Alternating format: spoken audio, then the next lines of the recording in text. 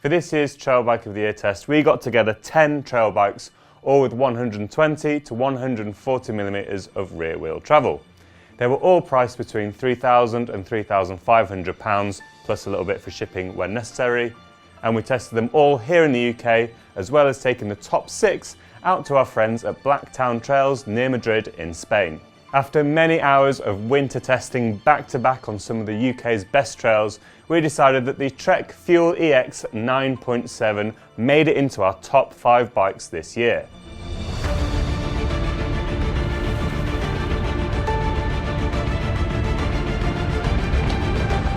This is my 7th year of being involved in Trail Bike of the Year, and every year the bikes just get better and better. If you haven't watched one of our video reviews before, I'm going to talk a little bit about the bike, then the frame, the kit, and then I'll talk about how it actually rides on the trail. But before I get too far ahead of myself, don't forget to like and subscribe to the YouTube channel, as well as clicking on the little bell icon to make sure you get notifications every time we upload a video.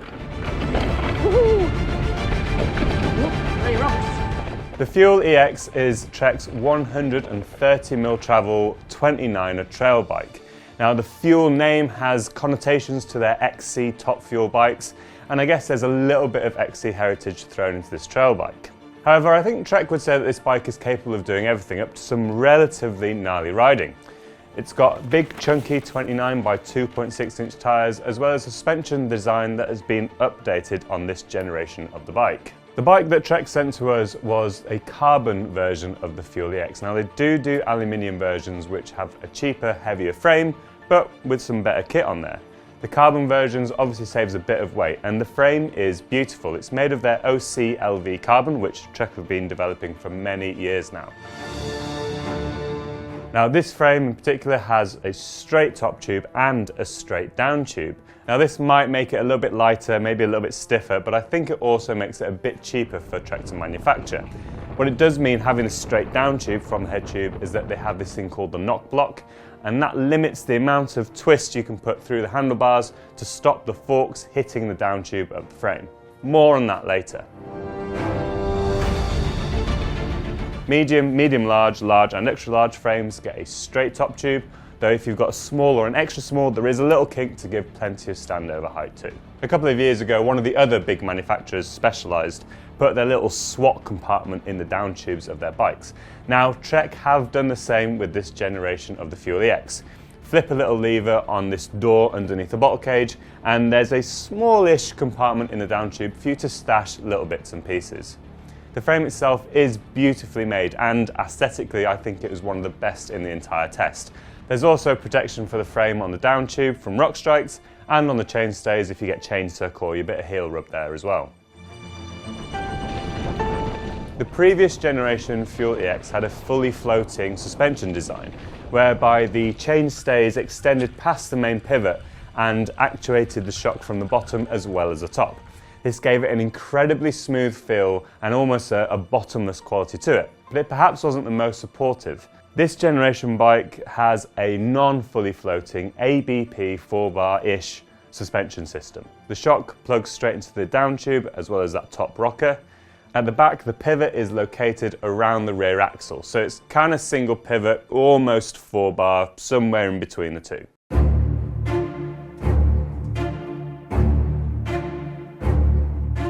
The shape of the bike is relatively modern. A size large gets a 470mm reach with 437mm chainstays.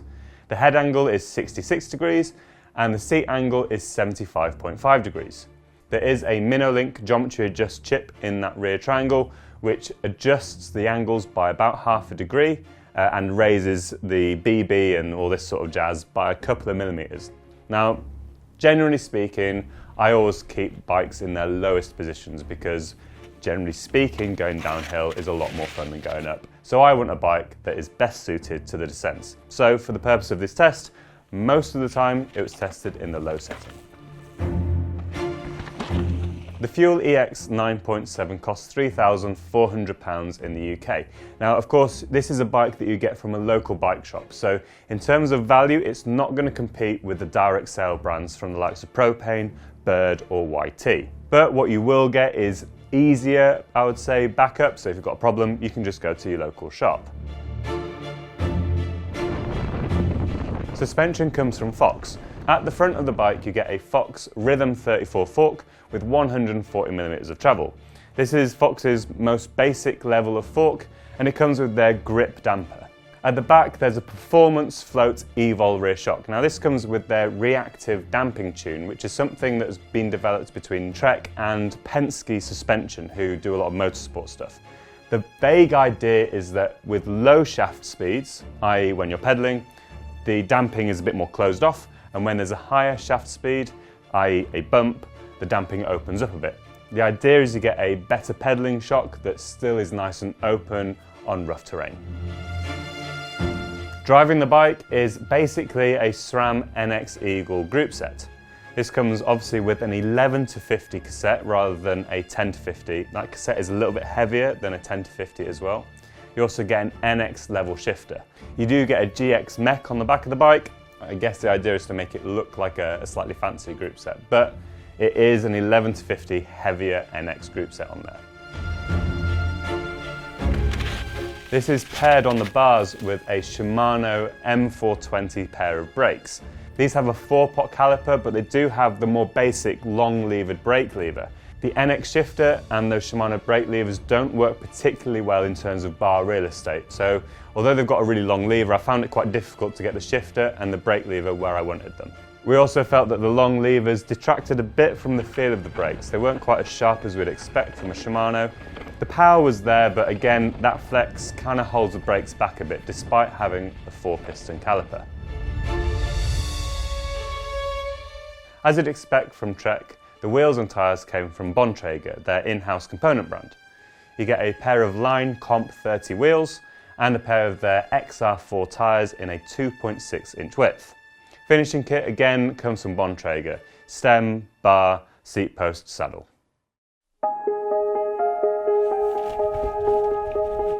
So that's all the facts and figures out of the way, but how does it actually ride on the trail? Because that's the most important bit. Trek will say that this bike is capable for all but the most aggressive of riders, and to some extent I'd agree.